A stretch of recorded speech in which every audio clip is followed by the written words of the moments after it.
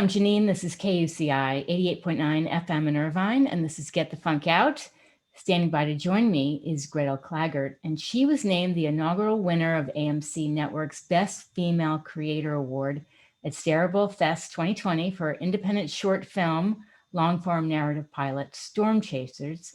And she's here to chat with me about her inspiration behind this film and her whole backstory. Welcome to the show. Thank you, Janeane. I'm thrilled to be here.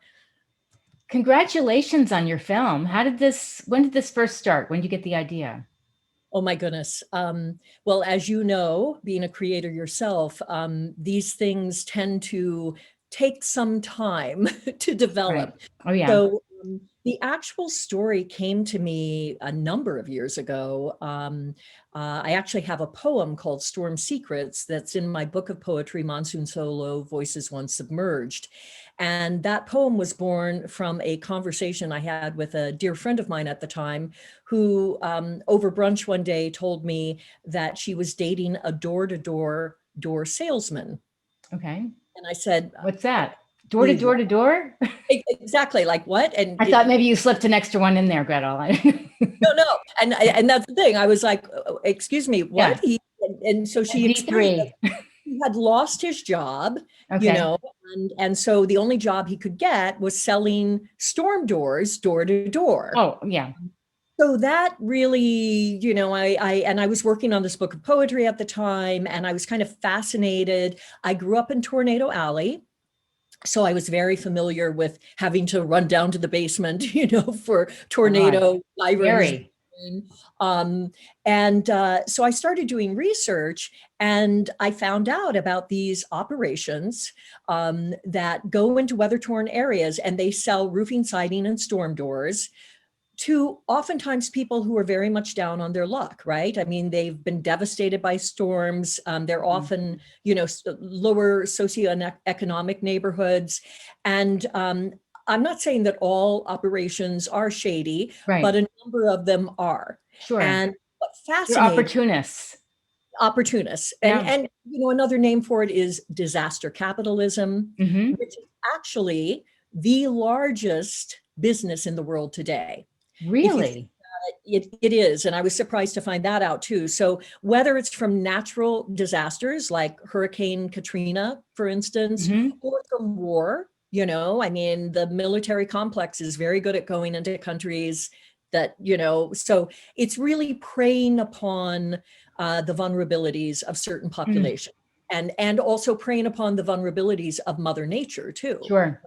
Yeah. So it all kind of started with, you know, and the thing that was kind of the hook for me back then was that these typically men who go door to door and sell, like in that old fashioned way, for the shady operations, they're actually called storm chasers, similar to an ambulance chaser, right? So yes. We all know what ambulance chasers are, those type of lawyers, right, that don't have a good reputation. Yeah. So then I got fascinated with that. And then I started thinking about this door salesman, because it started out with the protagonist being a man, actually, who had a passion for chasing tornadoes. He was a storm chaser, but he was down on his luck. And in order to make money, he's stuck in this joyless job. And he's actually a storm chaser of a different variety, preying upon people in the same way that he feels preyed upon, because, you know, he doesn't feel that he can really follow his passion because he's got to make a living. It's a recession, you know, all those actually things that a lot of people are facing right now. Sure, very realistic. Yeah, so that's kind of the kernel of it. And then through the evolution of writing the poem, I did my first film, Happy Hour, which we can talk about, because I know you talk about overcoming, you know, challenges and trauma and all of that. And so, so after that, I was like kind of searching, like, what do I want to write next? And I have a number of projects that I'm in development on now as well. But this door salesman kind of kept knocking on my door. Yeah. And so I started developing the script. And then at a certain point, I decided to gender flip and make him a her. And which I think, you know, the other thing is one of my passions is really supporting diversity in front of and behind the camera, So and important. creating,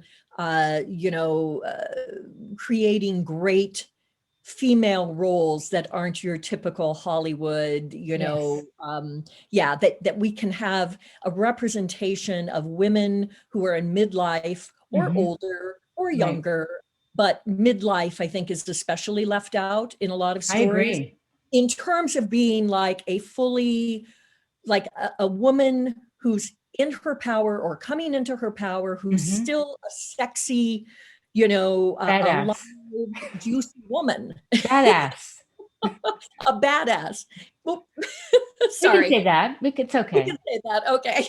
If we can, I'm sorry.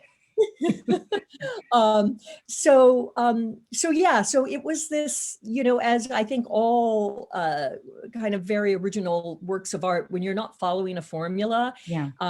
it does happen in this very evolutionary way. And I always say, I don't know if you're familiar with, I think it was Robert Frost who said, no tears in the writer, no tears in the reader, Mm, no I like laughter that. in the writer, no laughter in the reader, something like that in terms Okay. of when we're writing. Mm-hmm. So I always try to challenge myself to be surprised and to catch I know if I'm getting really moved by something Yeah, or laughing out loud I when I'm writing, agree.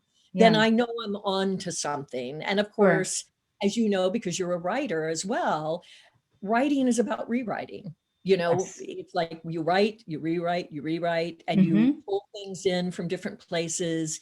And that's, the exciting and sometimes terrifying journey Right. of making art. Yes. I was going to say, I get some of my best ideas if I'm taking a walk in the morning.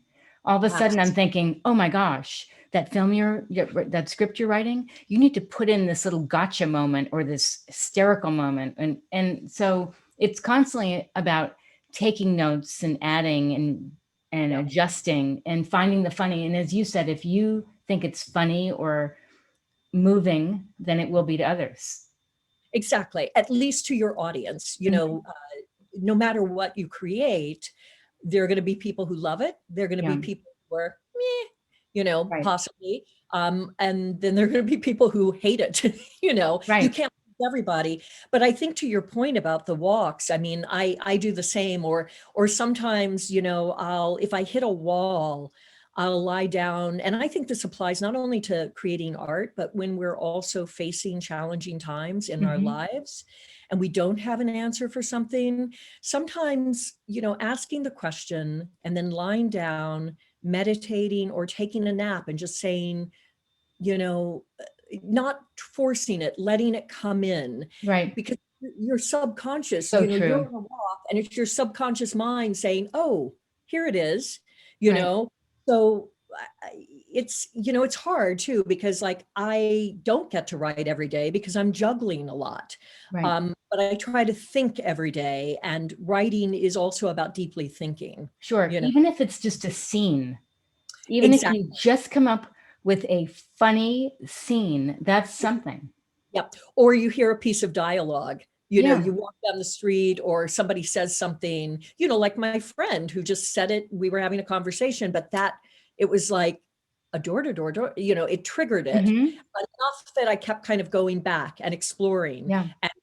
And then it grows and grows, There's actually a line in Stormchaser that I was in St. Louis, Missouri, visiting a couple of dear friends of mine. And I'm originally from Hannibal, Missouri, so a couple of hours away from the big city of St. Louis.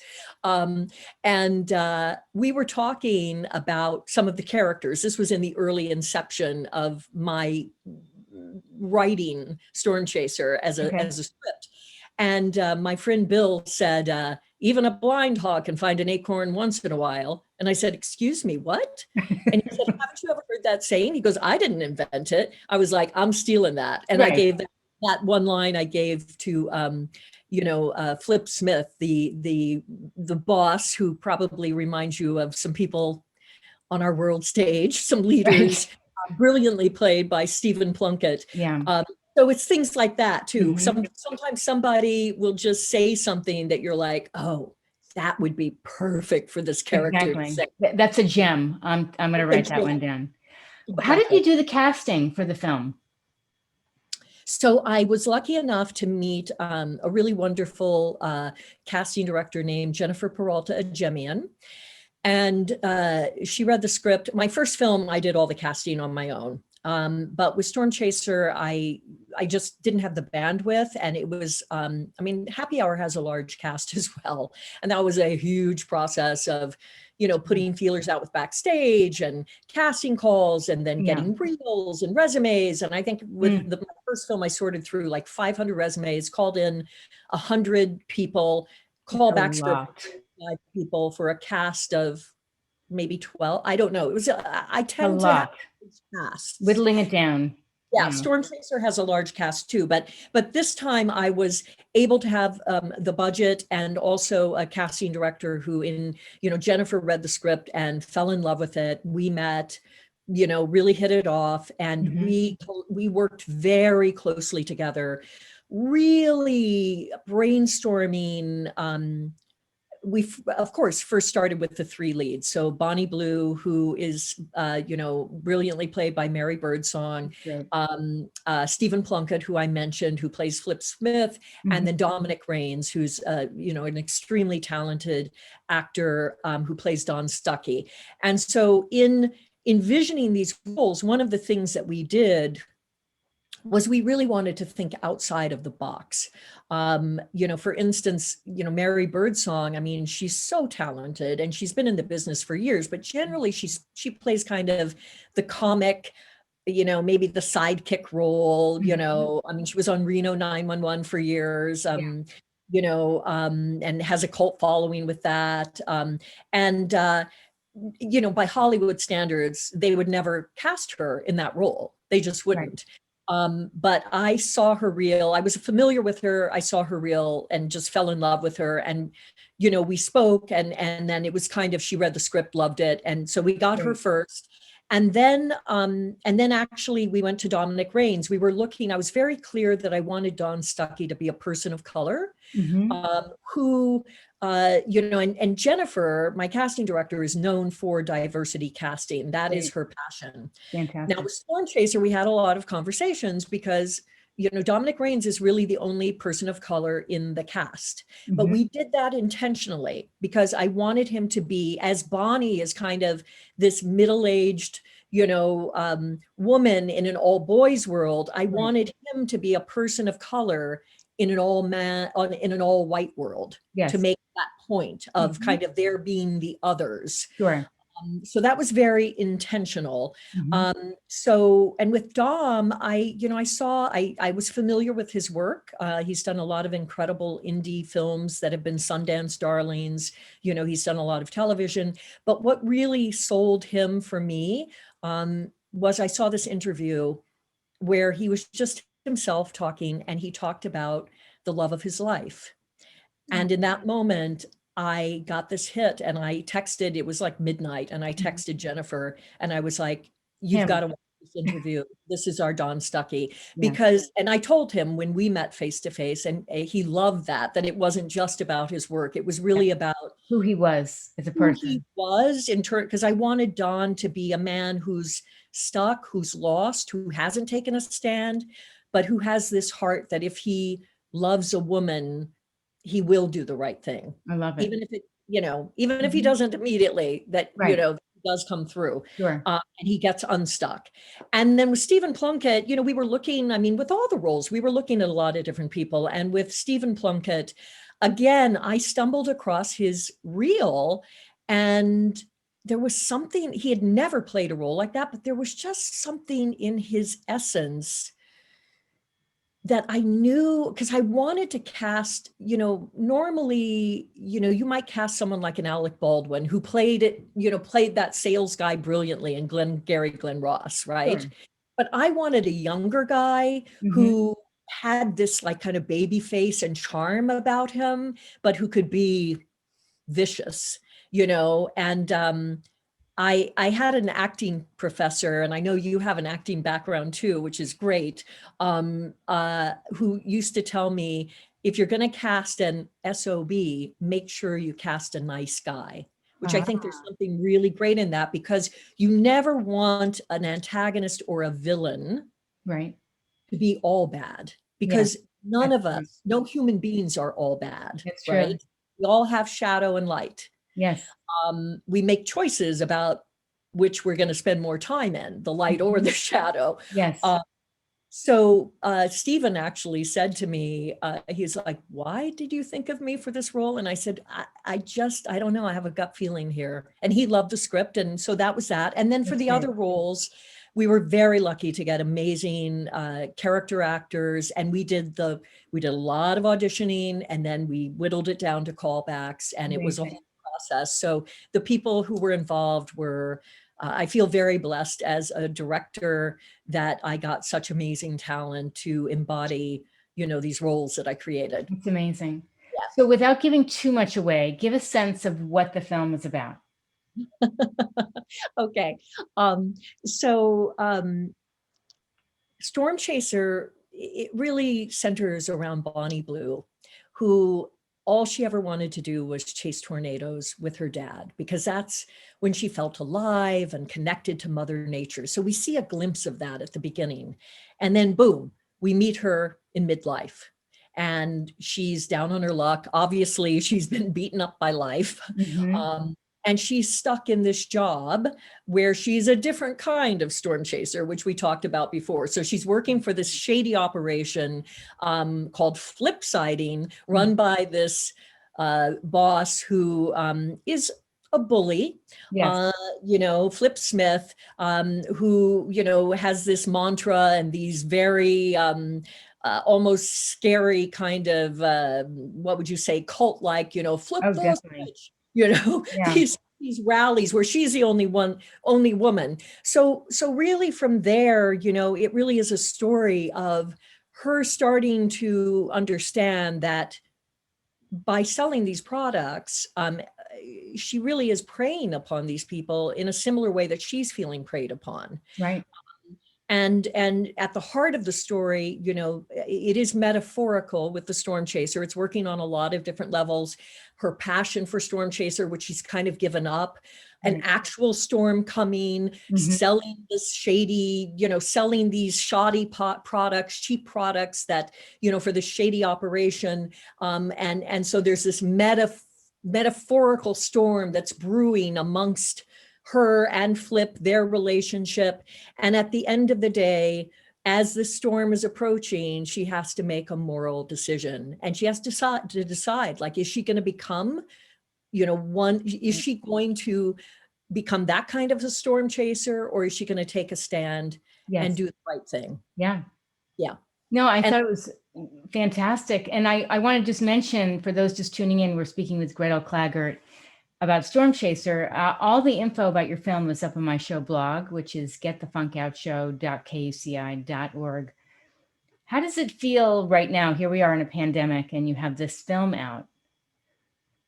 It's been, it's been interesting because I'm deeply grateful that the film is doing so well virtually. It's disappointing that we can't be at festivals live and have live audiences. Now, at the start of our run in kind of, late 2019, man, the time has flown, right? Hasn't it? It's like keep track of what day it is. Yeah, I know, exactly. But, I was fortunate to have some live screenings and have great audience response and great questions.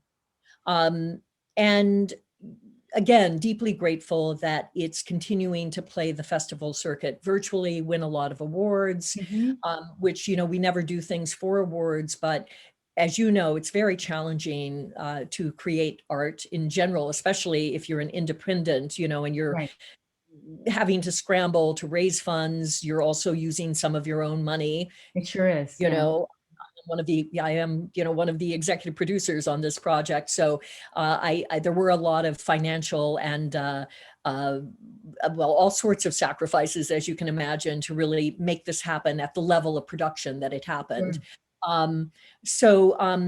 so, with the pandemic, I'm hoping that later this year, that we will be able to go to a few more live festivals before we distribute, I'm not sure, but I'm hoping, because there is something wonderful about hearing an audience laugh about, and you just don't get that with virtual. So, but I do count myself as very lucky that it's getting out there and doing well.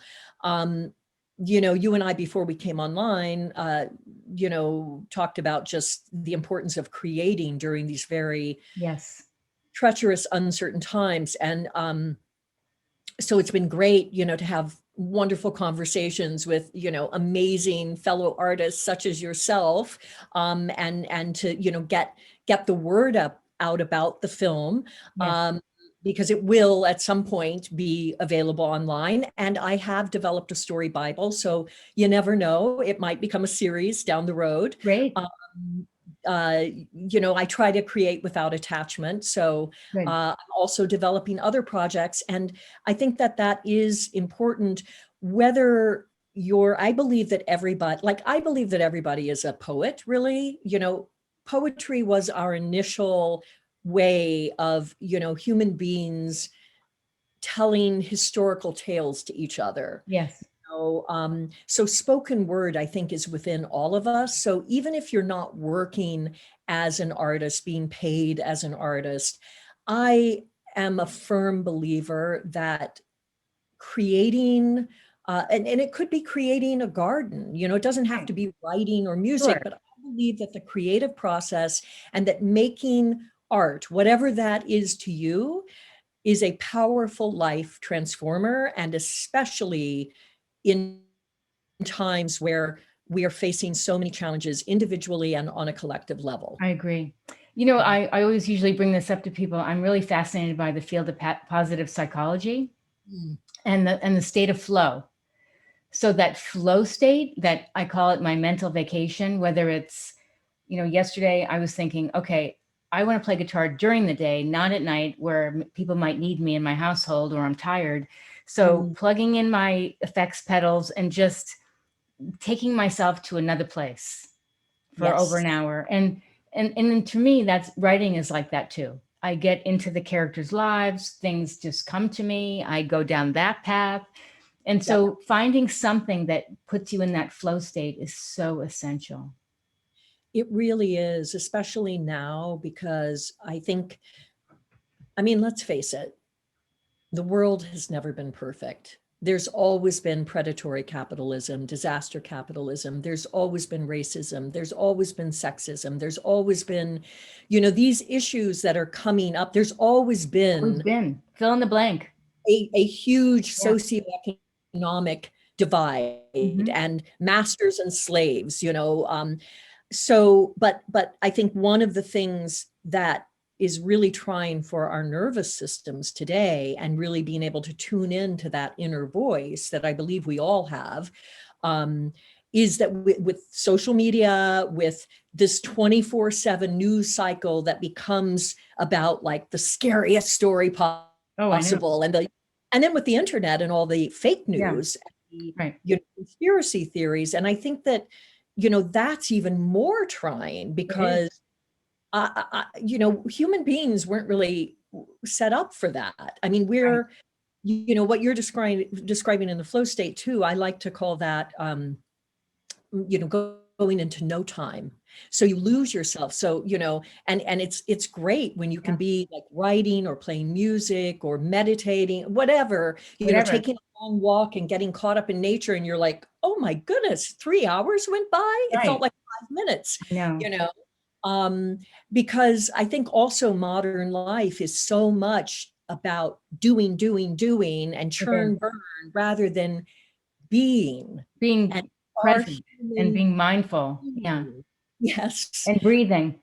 And oh my God, I have to remind myself of that, because that's been a long, I did have a lot of trauma in my early life. And, so I've done a huge amount of work on myself and healing, and I was always creating. I mean, one of the things that saved me growing up is I started acting in professional theater when I was 7. Amazing. and I was always writing little poems and, so that, but I even today sometimes can catch myself like holding my breath, or, you can feel like you're tensed up, and it's like, okay, hold on, be present. Everything's okay right now. I know. You'll figure it out. You'll figure the problem out, because we're all, and that's the other thing. Everybody's saying we're all in this together. That is true. And there are people who are going through much harder times than other people right now. True. Yeah. But that again, it's kind of life, it's right. And career-wise, personally, I mean, once you've been on the planet for, as long as you and I have, you realize that it's like, it's a roller coaster ride. And we lose people we love pass away. Let me share something with you. Just this past weekend, I'm going to share this because he worked in New York. Sonny Fox, TV host and producer, was originally a host of Wonderama. He worked on a show called Let's Take a Trip. He was innovative with children's television programming in New York because he had a very humanistic approach. So the other day when Cicely Tyson died, I thought, oh, I have a bad feeling in my gut. Like, I hadn't spoken to him. We're very good friends, Sonny. I found out he passed away on the 24th. And he was so strong. He was so 95 years old. He was so funny. He would call me up and make jokes. And when are we going to lunch and come visit me? And I said, we have to wait because of COVID. We don't want to get either one of us sick. And what did he die of? He died of COVID pneumonia. Oh. And it just wrecked me. And I thought, oh, Janeane, breathe, and it's a very, very tough time, which is why we have to be very kind and compassionate to people. And also don't just text, pick up the phone if you haven't spoken to somebody, right? Yeah. Like in the old fashioned days where people call each other and phone calls. I know. Well, I'm very sorry for your loss. I mean, oh, thank you. It's and I think that we never know when our number is going to be up. We never do. And I mean, the good thing is he sounds like he lived a long, productive. Look him up, Gretl. Look him up. He had the most interesting background. In the New York Times, they have his obituary. Okay. And I do know his name. I mean, I'm sure. Yeah. But it's still, but at the end of the day, it's still, you lost someone you love. I was so sad. I had known him for about 10 years. And how did I do it? I was fascinated with Wonderama. I picked up the phone. I located him. We spoke on the phone for over an hour. I didn't know him. I just cold called him. And he was so kind. And I said, how come there's not a Wonderama? And, whenever I met him, he says, nobody wanted to do it. He says, let's go to lunch. And from then on, we stayed friends and we would get together and have lunches. That's amazing. Yeah. But listen, we have to wrap up, but where can people find out more about you? Well, I am on Facebook at Gretl Claggett, easily found there. Instagram at Gretl Marlene, well, let me spell my first name because it's a little tricky. Gretl Marlene, and then Gretl Claggett is Gretl Claggett. Check out my website, gretlclaggett.com. You can find links to all, to Happy Hour, my first film, Stormchaser, Flip the Switch, my book of poetry. And there's a way, if you're inclined, you want to shoot me an email, I can get emails from there. And, I'm generally pretty good about responding if people, want to reach out. And then with Stormchaser, if you follow on social media, there are virtual film festivals going on. Like it just closed out of the New York Women in Film and Television Short Film Festival, where we won several awards there, which was great. Thank you. Best writer, director, and best dramedy. Fantastic. So yeah, I mean, I can't off the top of my head think like where it is next, but I always post about it. Yeah. Well, this has been fantastic. Congratulations. Thank you, Janeane. And I mean, so wonderful meeting you. And I would love to stay in touch. And Love that. I feel like you're a soul sister. Mm. And next time I'm in New York, which I hopefully will be sooner than later, we'll get together. I would love that.